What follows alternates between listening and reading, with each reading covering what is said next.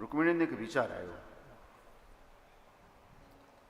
કે મારાથી લખાઈ તો ગયું, મોટા બંગલામાં રહું છું, મારો બાપ પૈસાવાળો છે, ક્યાંક ભગવાન એવો વિચાર આવશે તો કે મોટા ઘરની દીકરી છે, જો એની હારે લગ્ન કરીએ તો ઘણો બધો કરિયાવર લઈને આવશે. મોટા ઘરના જમાઈ બનવામાં આ ફાયદો. હા, પણ જો કે નબળા જમાઈ આવી અપેક્ષા રાખે. હા, જે આવી અપેક્ષા રાખે એને હું નબળા જમાઈ કહું છું. એ તો પિતાની ઉદારતા હોય તે કન્યાને સાથે કન્યાદાન કરે, જેને આપણે ત્યાં કરિયાવર કહેવામાં આવે. બાકી પિતાએ કાળજાનો કટકો કાઢીને તમને આપ્યો, હવે બીજું તમને શું આપે? પણ છતાં આપણા સનાતનની પરંપરા છે, દીકરીને જેટલો આપો એટલો ઓછો કહેવાય છે. એટલે કરિયાવર, હું રાજાની દીકરી છું અને બહુ પૈસાવાળાની દીકરી છું ને ભગવાન એવો વિચાર આવી જાય તો, એટલે એક શ્લોકમાં ખુલાસો કર્યો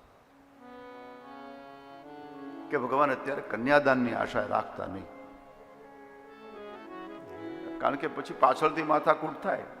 હા, અત્યારે કેમ ઘણી જગ્યાએ હા તું કાંઈ લાવી નથી ને આમ ને તેમ ને, નબળા જમાઈ દીકરીઓને બહુ દુઃખી કરે. હા, તારો બાપ તો એટલો બધો પૈસાવાળો છે, તને કાંઈ આપ્યું નહીં. હા, પણ તું કમાઈ લે ને, ત્યાં હું કામ હેરાન કરે છે? હા, તું ઢગલાનો ઢ,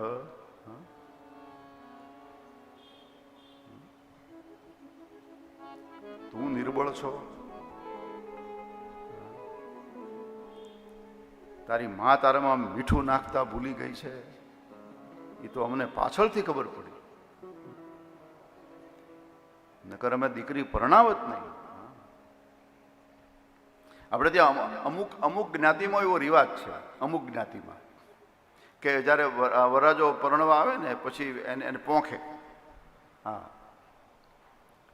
પછી એમાં 8-10 દીકરીઓની વચ્ચે જે દીકરીના લગ્ન હોય ને એ પણ આવે. આમ તમે ઓળખી ન શકો કે આમાં કઈ દીકરીના લગ્ન છે, પણ પછી એના એક હાથમાં મગ હોય ને એક હાથમાં મીઠું હોય. હા, એટલે આમ આડે હાથે વરરાજા પર નાખી અને પછી ઘરમાં જતી રહે. હવે મગ તો આપણે ત્યાં શુકન છે, મગ તો નાખે, મીઠું શું કામ નાખે? એ એટલા માટે તારી માએ ન નાખ્યું હતા મારા તરફથી.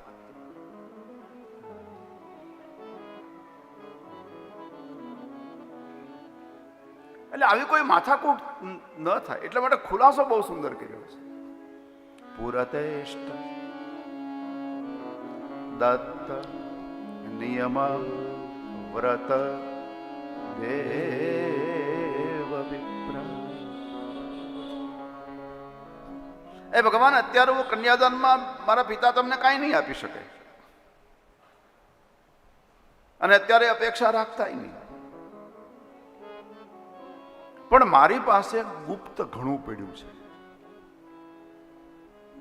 મારું પોતાનું, એ હું તમને આપી દઈશ.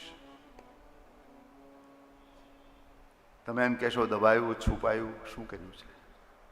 હા, શેની ગાંઠો બાંધી છે? કયા થેલા ભર્યા છે? કેટલું બેલેન્સ છે બેંકમાં? ત્યારે રૂકમિણી ખુલાસો કરે છે. પુરતેષ્ટ દત્ત નિયમ વ્રત દેવ વિપ્ર. આપણે ત્યાં સત્કર્મના 2 પ્રકાર છે. એક કર્મનું નામ છે પૂર્ત અને બીજા કર્મનું નામ છે ઈષ્ટ. આપણી હાજરી વગર આપણા તરફથી સત્કર્મ થાય એનું નામ પૂર્ત કર્મ છે. એટલા માટે સત્કર્મના 2 પ્રકાર. કોઈ માણસ પરબ બંધાવી દે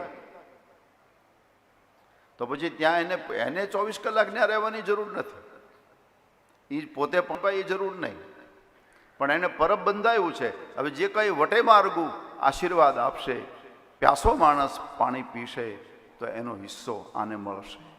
એને પૂર્ત કર્મ કહેવાય છે. કૂવો ગાળાયો, અવેડો બંધાયો, અન્નક્ષેત્ર ખોલ્યું, વિદ્યાલય બનાવી.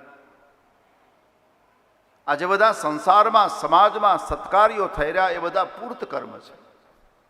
એમાં આપણી પોતાની જરૂર ન પડે, પણ આપણા તરફથી એ સત્કર્મ થયા કરે. અને એક ઇષ્ટકર્મ છે. ઇષ્ટકર્મ એને કહેવામાં આવે કે જેમાં આપણી જરૂર હોય.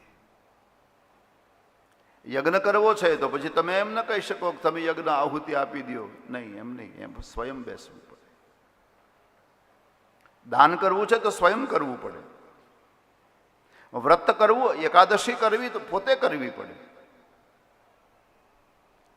મારા વતી તમે કરી નાખો. આપણે તો એવું માને છે લોકો કે ભાઈ પત્ની કથા સાંભળી આવે ને તો અડધું પુણ્ય પતિને મળે. ભાગવતમાં લખ્યું નથી. હવે તમે જે માનતા હોય, પતિ કઈ સત્કર્મ કરે તો એ પતિ જપ કરે. આ બધા ઇષ્ટ કર્મો જે છે એ સ્વયં કરવા. વ્રત પોતે કરવું જોઈએ, તપ પોતે કરવું, જપ પોતે કરવા જોઈએ.